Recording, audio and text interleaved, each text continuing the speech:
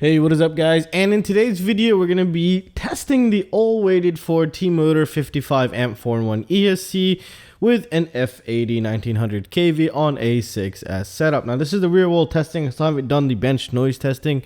Now many of you always complain we want the real testing. Well, this time I actually did that first, and it's set up in here. I actually got two of them, and one is still closed, so we're going to go ahead and do the unboxing, take a look at it, take a look at the F80 motors, and show you my adventure with this whole setup. So we'll get into that in a little bit. So obviously it comes pre-packaged very nicely in a plastic box. I really like these plastic box. The overall showcasing of the product is absolutely phenomenal. It looks really good, and it actually handles really well, possibly even too good, and I'll explain that in a little bit. So let's just see here.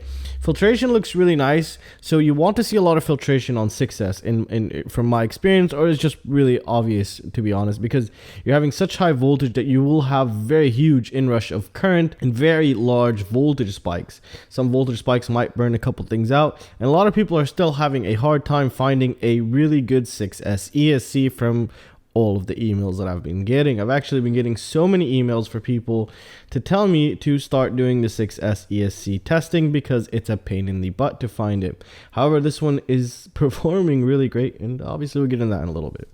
So here's the ESC. It's a 6S 4in1 32-bit 55 amp ESC, so it's a 32-bit and does have current sensing. All right, and everything is pretty much labeled here. However, there is a mistake here that I actually noticed, which is VBAT, and I think this has the 5-volt regulator on board. So yeah, it does have 5-volt and a VBAT, and in the documentation, or I think where I saw the online documentation, they are actually flipped. You'll see two pluses. One is actually a 5-volt and one is a just the battery voltage, and I needed the battery voltage because on my setup what I use with the Hakcrc F722, and holy crap, it's a freaking beast. I am in love with that flight controller now, and I'll explain why in a little bit. So currently you do have telemetry here. So this thing does support telemetry, but the current sensing is not from telemetry. It has its own separate wire for the current sensor, which you see the shunt resistor right there. It does have pretty good filtration on board, like I mentioned, which is really nice to see, and it's something you definitely want to see on a 6S ESC. Let's take a look at what else they provide you with. I actually tested this with no low ESR capacitor just because I wanted to, because I have two. All right, so they give us two low ESR capacitors. One is a 470 35 volt, the other one's a 470 35 volt, so they're both exactly the same. They are Rubicons, so they give you two. That's really nice. Maybe they wanted you to use two, but I don't think so, because I really didn't need to. With those motors are pretty damn noisy. They give you a nice fat Xt60 silicone, fully set up, and pretty long wires, so you can extend it to as long as you need. They are 12 gauge wires, so that's huge plus here, and it is also soft mounted. We'll get into that a little bit. So they also give you two connectors here, just in case you needed to, you messed up one, or you just have a spare. So that's also really nice, and a lot of companies do that actually. And they just give you 4 pieces of the rubber grommets to have the thing soft mounted, which is kind of a must sometimes, and I'm really liking to see the ESCs being soft mounted. It's a really big plus, especially when you're going on sensitive gyros. It's a huge plus. So let's talk about the setup. I do have the flight footage. I actually have 2 flights, only 2 flights. You might say, why the hell would you only have 2 flights? Well, I'll get into that right now. Let's put these to the side. All right, so let's just see this here. So this is the 7-inch frame from iFlight. I think this is one of the best 7-inch, most solid frames you can purchase. The 6-inch, I think, the Hakcrc 6-inch, I think, what is it called? Elegant? No, not Elegant. I forgot what it was called. I'll have it linked down below. But that one is very susceptible to vibrations. However, this one is the most solid 7-inch I have found till this date. Obviously, there's probably other ones, but from the ones that I've tested, this I preferred the most to be my 7-inch testing setup. Now, for the ESC, obviously, I put the F55 amp 6S ESC. Here, I also received from T-Motor F80 1900kvs, which can take a 6S. They're pretty massive motors, 2408. They're really nicely packaged. However, I did burn a motor, but that's not because of the motor's issue, and I'll get into that a little bit again. And for flight controller, I'm actually using the F722 flight controller here. This has dual gyro, and it has a 9-volt regulator for the what is it called? For the VTX here. However, the voltage regulator was doing pretty good in managing the noise. I did have some noise, and again, I didn't use the low ESR capacitor, and these motors are actually pretty noisy. And how do I know that? Well, I do have a S800 wing build, which I am using the Sunny Sky R45 amp ESCs, which were tested really well on bench testing for handling noise.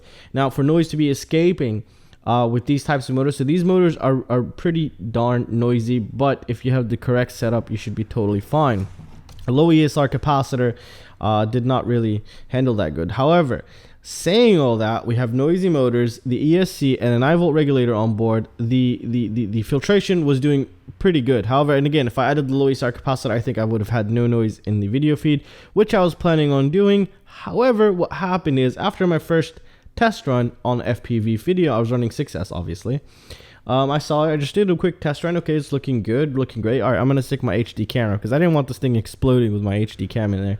Because 6S setups, as I feel, are really unstable, unreliable, scary as hell if something happens to the battery, and just overall more dangerous. And just it's just my opinion. I'm not gonna get into that too far. Anyway, so I did set up the 6S, did my first pre-flight check, or my first flight. It was beautiful. Put the cam on, flew it.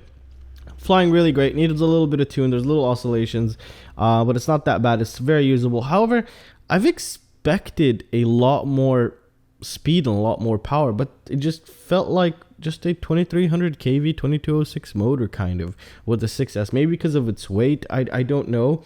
But the problem is with the second flight, this thing was so powerful that my prop disintegrated. And this is not the first time. F60s and F80s always do that shit to me. My props just disintegrate in midair for no reason. They're just, I guess they're just that powerful. Disintegrated. One of the props here disintegrated, launched into the battery, and just dropped out of the sky. I forgot which one. I just panicked, forgot which one was the disarm. This thing launched into the bushes. GoPro landed on the floor. And yeah, I had to get that battery because it was in dry bushes and it was smoking, and it was just a nightmare. Good thing I've depleted the battery. I think it was depleted when I crashed, but yeah, it was really scary. This is another reason why I really don't like 6S. However, and again, this ESC is really good, really nice.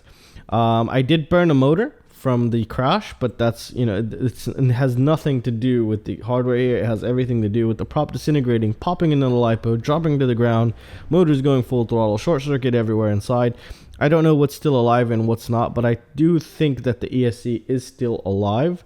I will be checking that later on, but then again, you know, it's not the hardware's fault. This was totally shitty propeller's fault, I would say.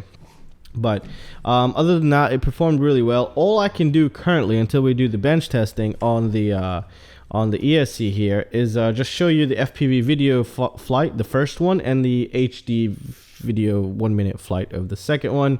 But all I can tell you is it seemed to handle very well. The motor sounded extremely smooth, and I will leave the audio in the GoPro footage so you can hear the motors. It sounded really nice. And yeah, that's all I can currently say. I'm gonna start rebuilding it right now and taking it out again using better propellers. Usually King Kongs always disintegrate on me, especially the 6-inch propellers of King Kongs. And this is actually one of the first times that I've had a King Kong 5-inch disintegrate in midair. And it's not a joke to disintegrate on a 6S here. So overall, you know, I did enjoy this, and obviously there's going to be more testing coming. So yeah, it seems to be a pretty good 4-in-1 ESC, but this is still too early for me to tell. I'll have the update video in the second update video with the bench testing. I'll give you the status of if this ESC survived the LiPo short circuit and that whole incident. And we'll see how well this is. To be honest, I think it did. The only thing I know possibly is this burned because I smelled this motor. And yeah, I think that's what happened only. But, you know, I'll double check that later on.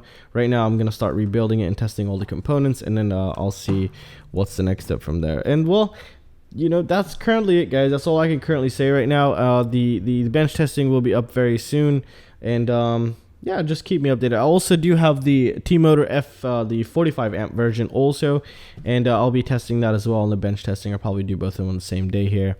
So overall, it was fun while it lasted. It didn't feel, you know, what's so strange for me, it didn't feel so crazy powerful. It just felt like a heavy ass, well, not, yeah, a heavy ass 4S quad. So I don't see, you know, the advantage of a 6S. However, what I do see is an advantage in the ESCs because of the 6S. Because now if they're rated for a 6S, they're going to handle 4S like a 2S. So it's really nice in that perspective. Obviously, if it's really well built. And T-Motor is well known to do, you know, they don't go cheap on us. That's something for sure. However, I've always had bad luck with T-Motor, but it's not their fault. It's my fault for some reason. But yeah, overall, it's a really nice ESC. It handled very well on the 6S, but obviously this was just a 2-flight video, so that's why I'm rebuilding it, putting in more time. And also that F722, that dual gyro RC flight controller was smooth as hell. I don't know why, it just felt so nice in the air. Anyways, I'm gonna leave you guys with the footage, and I really hope you guys enjoyed it, and I'll see you in the next one. Peace out. All right, guys, so I'm about to take off. This is the first flight ever on this setup here, and right now I'm just doing my pre-flight checks, make sure everything is working. Obviously the amperage and everything is just completely not set correctly here. And again, I'm using a brand new 6S LiPo, so all the voltage is completely wrong here. So don't take a look at that. I just didn't set the scale. And again, this was the first flight ever. So as you can tell, the noise was seeping through the 9-volt regulator, but a low ESR capacitor I think should fix that. It wasn't that terrible compared to others. It doesn't seem like it's high frequency noise, but it can be fixed. It seems like it's some sort of, because of the switching regulator on board, I think is seeping through. But at specific throttles, like, I mean, if we can tell, hold on, let's just double check here. That's why I like putting the throttle percentage right there on the down on the left. Anything above 50, so, you know, anything between 50 to, I think, 70% throttle, which is usually what ESCs are mostly noisy at, is what we're seeing here. So if I did low ESR capacitor, that would have probably been a lot better. And this is like the 3rd time watching this footage here. So I'm just trying to get a feel for it. It felt really smooth, and I didn't know this until we watched the HD footage, which will be the next video over, which I'll just leave you guys watching, and you guys could hear the motors. The motors did sound smooth. They came down pretty cool. It felt really controllable, really nice, but it didn't feel, you know, I don't understand what the hype is all about here, but maybe my setup isn't one of those hyped up setups. It just felt like a more expensive 4S heavy version. That's all it did.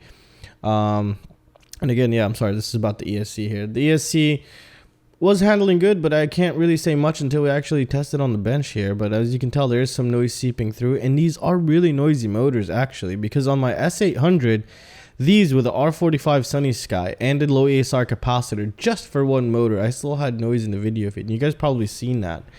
And you know, to handle this well, I think it's handling very well for the amount of noise these motors are generating. And again, this is without a low ESR capacitor. So I'm gonna set it up with the low ESR capacitor in the update video, as well as with the bench testing here. As you can tell, there was the oscillations there, but then what I found out is one of the arms was kind of loose, but I don't know if that was because of the crash or because it's because of the vibrations it started to get loose, because you can see it's not as clean as when I first took off now. And I realized that after a while actually. So as you can tell, it's just flying really good. There's nothing, you know, super crazy. The ESC wasn't really hot. It was a really nice cool day also. So that's something, you can see the noise just everywhere right there. And again, it always seems worse in the DVR. And again, don't forget that I've also increased the size of the image here, so it does, you know, make it a little bit worse. But other than that, as you can tell, when I'm flying pretty, you know, mellow, it sounds really good, and the noise isn't so bad to the point where you can't really see what the hell you're doing or where you're going. That's the kind of noise you really don't want to see. So far it's sounding very well. And I'm gonna start the HD footage for you, and you can go ahead and check it out and see for yourself, and I will see you in the next one. Peace out, guys.